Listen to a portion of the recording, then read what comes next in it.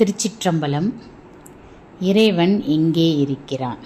இதுக்கு பதில் என்ன அப்படின்னா, நம்ம நிறைய பதில் சொல்லுவோம். ஆனால் நாவுக்கரசர் ஒரு பதில் சொல்கிறாரு.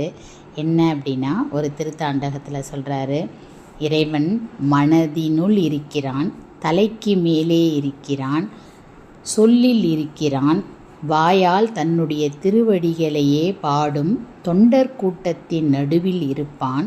இமைக்காமல் இருக்கும் தேவர்கள் அவர்களுடைய தலைக்கு மேலே இருக்கிறான்.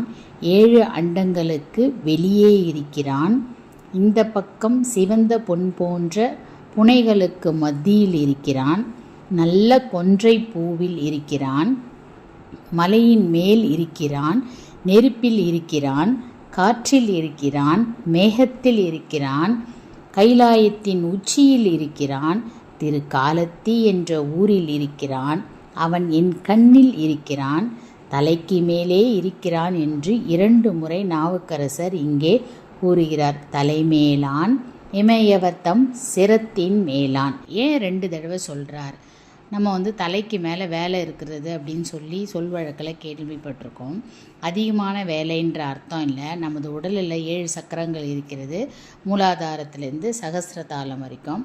அந்த மூலாதாரம் ரொம்ப கீழே உள்ள சக்கரம், சகஸ்ரதாலம் மேலே உள்ள சக்கரம். அது எங்கே இருக்கிறதுனா தலைக்கு மேலே 12 அங்குல தூரத்தில் இருக்குது.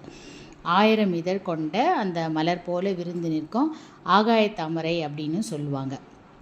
மாணிக்க வாசகர் சிவபுராணத்தில் சொல்லும்போது, கரம் குவிவார் உள்மகிழும் கோண்கழல்கள் வெல்க, சிரம் குவிவார் ஓங்குவிக்கும் சீரோன் கழல் வெல்க அப்படின்னு இருப்பார். இறைவனை வணங்கும் போது தலைக்கு மேலே கையை உயர்த்தி வணங்க வேண்டும் அப்படின்வார். 2 கையும் எடுத்து உயர்த்தி வணங்கும் போது இறைவனை அந்த திருவடியை நம்ம தொடுறதா அப்படி சொல்லுவாங்க.